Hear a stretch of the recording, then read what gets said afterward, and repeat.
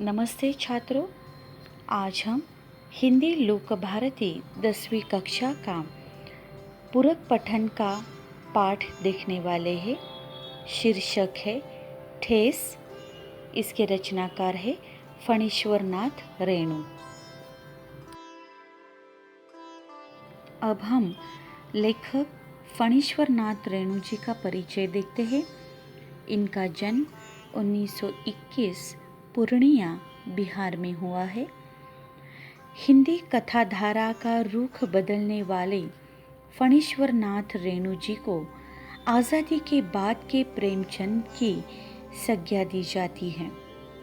आपकी कहानियों और उपन्यासों में आंचलिक जीवन की धुन, गंध, लय, ताल, सुर, सुंदरता, कुरूपता स्पष्ट रूप से दिखाई पड़ती है। आपकी भाषा शैली में एक जादुई असर मिलता है। इनकी प्रमुख कृतियाँ रही है मैला आंचल, परती परिकथा, जुलूस उपन्यास रहा है, एक आदिम रात्रि की महक, ठुमरी, अच्छे आदमी कथा संग्रह है, ऋण, जल धन जल, नेपाली, क्रांति कथा, रिपोर्टाज आदि।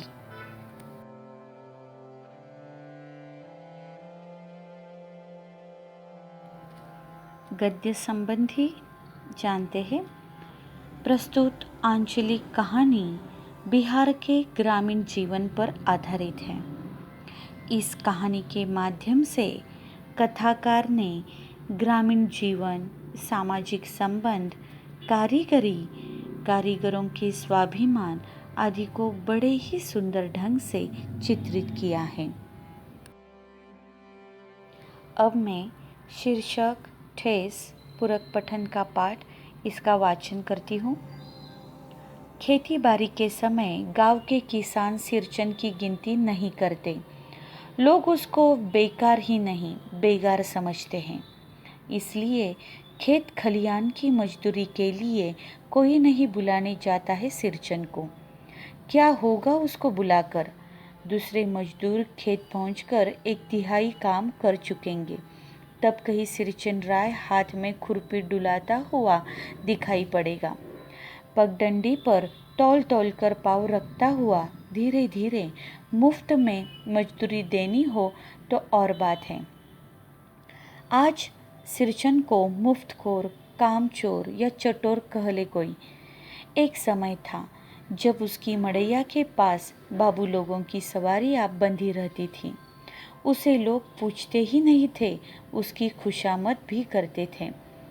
अरे सिरचन भाई, अब तो तुम्हारे ही हाथ में यह कारीगरी रह गई है सारे इलाके में। एक दिन का समय निकाल कर चलो। बड़े भैया की चिट्ठी आई है। शहर से सिरचन से एक जोड़ा चीक बनाकर भेज दो। मुझे याद है, यानी यहाँ पर लेखक जी कह रहे हैं, मुझे याद है मेरी माँ जब कभी सिरचन को बुलाने के लिए कहती, मैं पहले ही पूछ लेता भोग क्या क्या लगेगा। माँ हंसकर कहती, जा जा, बेचारा मेरे काम में पूजा भोग की बात नहीं उठाता कभी। पड़ोसी गांव के पंचानन चौधरी के छोटे लड़के को एक बार मेरे सामने ही बेपानी कर दिया था सिरचन ने।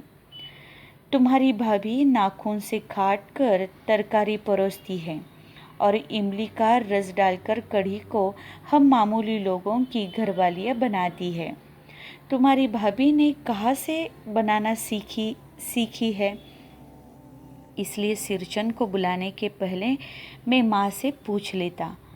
सिरचन को देखते ही माँ हुलस कर कहती, आओ सिरचन, आज नेनू मथ रही थी तो तुम्हारी याद आई।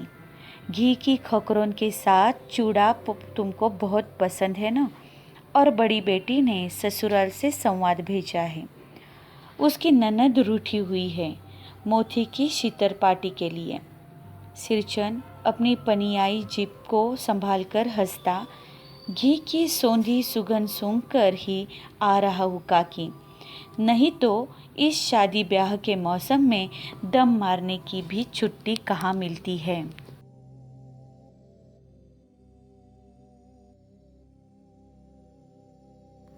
सिरचन जाति का कारीगर है। मैंने घंटों बैठकर उसके काम करने के ढंग को देखा है। एक एक मोती और पटेर को हाथ में लेकर बड़े जतन से उसकी कुच्ची बनाता, फिर कुच्चियों को रंगने से लेकर सुतली सुलझाने में पूरा दिन समाप्त। काम करते समय उसकी तन्मयता में जरा भी बाधा पड़ी कि गेहूं सांप की तरह फुफकार उठता। फिर किसी दूसरे से करवा लीजिए काम। सिरचन मुंहजोर है, कामचोर नहीं। बिना मजदूरी के पेट भर भात पर काम करने वाला कारीगर। दूध में कोई मिठाई न मिले तो कोई बात नहीं, किंतु बात में जरा भी झाला वह नहीं बर्दाश्त कर सकता। सिरचन को लोग चटोर भी समझते हैं। तली बघारी हुई तरकारी, दही की कढ़ी, मलाई वाला दूध, इन सब का प्रबंध पहले कर लो, तब सिरचन को बुलाओ। दुम हिलाता हुआ हाजिर हो जाएगा। खाने पीने में चिकनाई की कमी हुई कि काम की सारी चिकनाई खत्म। काम अधूरा रखकर उठ खड़ा होगा। आज तो अब अधक पारी दर्द से माथा टनटना रहा है, थोड़ा सा रह गया है, किसी दिन आकर पूरा कर दूंगा। किसी दिन माने, कभी नहीं।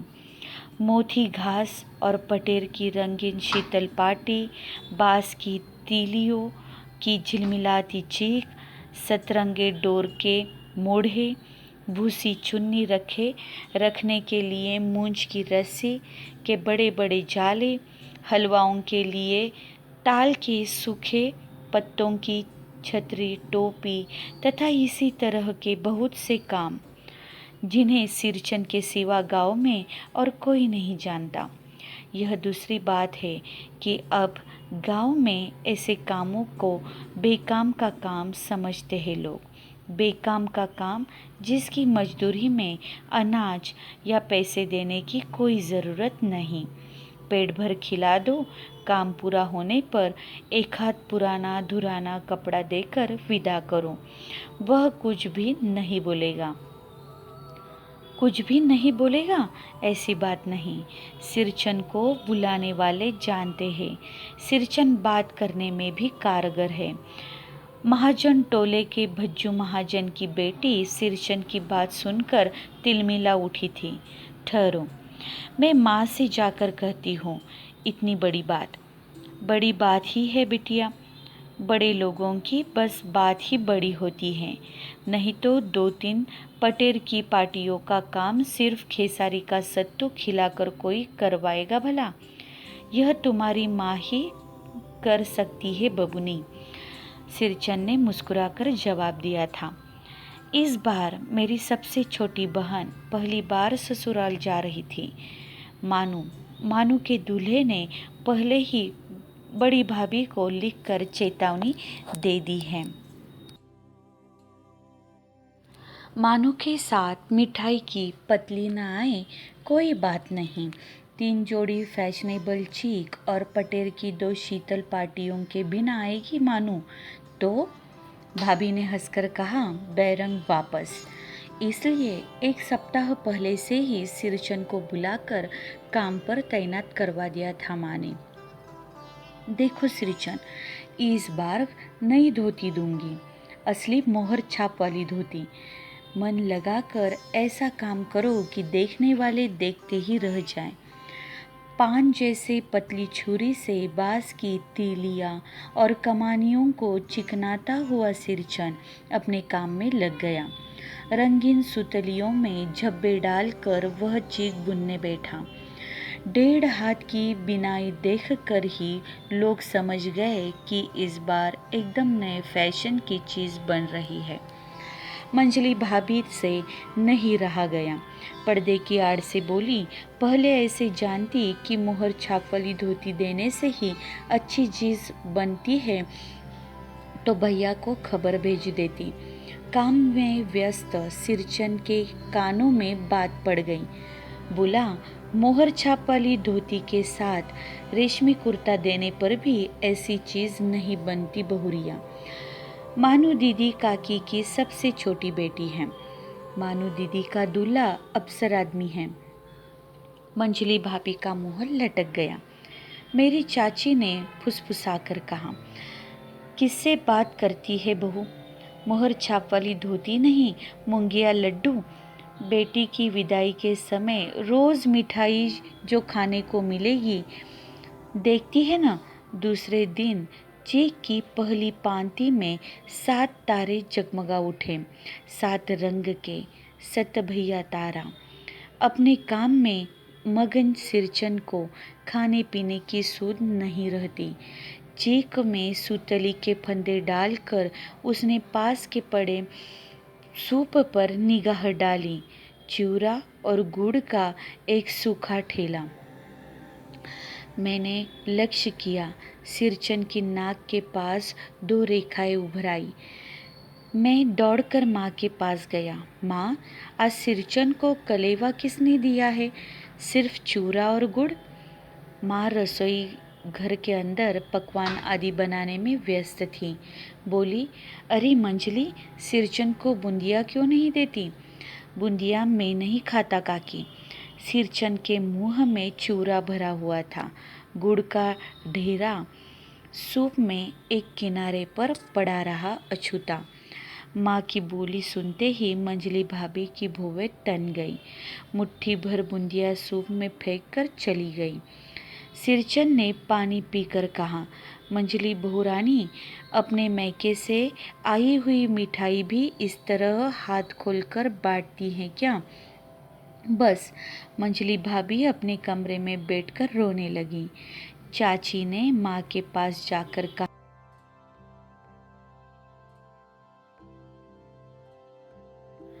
मुंह लगाने से सिर पर चढ़ेगा ही, किसी के नैहर ससुराल की बात क्यों करेगा वह? मंजली भाभी माँ की दुलारी बहू है। माँ तमक कर बाहर आई। सिरचन, तुम काम करने आए हो, अपना काम करो। बहुओं से बतकुट्टी करने की क्या ज़रूरत? जिस चीज़ की ज़रूरत हो मुझसे कहो। सिरचन का मुंह लाल हो गया। उसने कोई जवाब नहीं दिया। बांस में टंगे हुए अधूरे चीख में फंदे डालने लगा। मानो पान सजाकर बाहर बैठक खाने में भेज रही थी। चुपके से पान का एक बीड़ा सिरचन को देती हुई इधर उधर देखकर बोली, सिरचन दादा, काम काज का घर, 5 तरह के लोग 5 किस्म की बातें करेंगे, तुम किसी की बात पर कान मत दो। सिरचन ने मुस्कुराकर पान का बीड़ा मुंह में ले लिया। चाची अपने कमरे से निकल रही थी। सिरचन को पान खाते देखकर अवाक हो गई। सिरचन ने चाची को अपनी ओर अचरज से घूरते देखकर कहा, छोटी चाची, जरा अपनी डिबिया का गम कौवा जर्दा खिलाना, बहुत दिन हुए। चाची कई कारणों से जली भुनी रखती थी सिरचन से। गुस्सा उतारने का मौका फिर नहीं मिल सकता। झनकती हुई बोली, तुम्हारी बढ़ी हुई जीभ में आग लगे। घर में भी पान और गमकौवा जर्दा खाते हो? चटोर कही के मेरा कलेजा धड़क उठा। हो गया सत्यानाश। बस। सिरचन की उंगलियों में सूतली के फंदे पड़ गए। मानो कुछ देर तक वह चुपचाप बैठा पान को मुंह में घुलाता रहा, फिर अचानक उठकर पिछवाड़े पीक थूक आया। अपनी छुरी, हंसिया वगैरह समेट कर संभाल कर झोले में रखे। टंगी हुई अधूरी चीख पर एक निगाह डाली और हनहनाता हुआ आंगन से बाहर निकल गया। मानो कुछ नहीं बोली, चुपचाप अधूरी चीख को देखती रही। 7 तारे मंद पड़ गए। माँ बोली, जाने दे बेटी, जी छोटा मत कर मानो, मेले से खरीद कर भेज दूंगी। मैं सिरचन को मनाने गया। देखा, एक फटी हुई शीतल पाटी पर लेटकर वह कुछ सोच रहा थे। मुझे देखते ही बोला, बबुआ जी, अब नहीं। कान पकड़ता हूँ, अब नहीं। मोहर छाप वाली धोती लेकर क्या करूँगा? कौन पहनेगा? ससुरी खुद मरी, बेटे बेटियों को ले गई अपने साथ। बबुआ जी, मेरी घरवाली जिंदा रहती तो मैं ऐसी दुर्दशा भोगता। यह शीतल पाटी उसी की बुनी हुई है।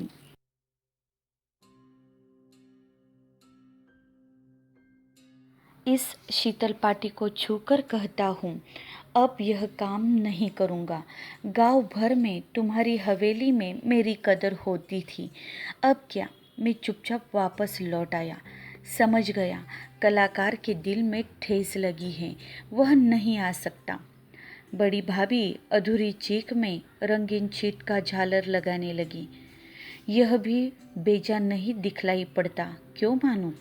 मानू कुछ नहीं बोली, बेचारी। किंतु मैं चुप नहीं रह सका। चाची और मंजली भाभी की नज़र न लग जाए इसमें भी। मानू को ससुराल पहुंचाने में जा रहा था। स्टेशन पर सामान मिलते समय देखा मानू बड़े जतन से अधूरी चीख को मोड़कर लिए जा रही है अपने साथ। मन ही मन सिरचन पर गुस्सा हो आया। चाची के सुर में सुर मिलाकर कोसने को जी हुआ। कामचोर चटोर। गाड़ी आई। सामान चढ़ाकर मैं दरवाज़ा बंद कर रहा था कि प्लेटफॉर्म पर दौड़ते हुए सिरचन पर नज़र पड़ी। बबुआ जी, उसने दरवाजे के पास आकर पुकारा। क्या है? मैंने खिड़की से गर्दन निकालकर झिड़की के स्वर में कहा। सिरचन ने पीठ पर लदे हुए बोझ को उतारकर मेरी ओर देखा। दौड़ता आया हूँ, दरवाज़ा खोलिए। मानू दीदी कहाँ है? एक बार देखूं। मैंने दरवाज़ा खोल दिया। सिरचन दादा, मानू इतना ही बोल सकी। खिड़की के पास खड़े होकर सिरचन ने हकलाते हुए कहा, यह मेरी ओर से है। सब चीज़ें है दीदी, शीतल पाटी, चीख और एक जोड़ी आसनी कुश की। गाड़ी चल पड़ी। मानू मोहर छाप वाली धोती का दाम निकाल कर देने लगी। सिरचन ने जीभ को दांत से काटकर दोनों हाथ जोड़ दिए। मानू फूट फूट कर रो रही थी। मैं बंडल को खोलकर देखने लगा। ऐसी कारीगरी, ऐसे कारीगरी, ऐसी बारीकी, रंगीन सुतलियों के फंदों का ऐसा काम पहली बार देख रहा था।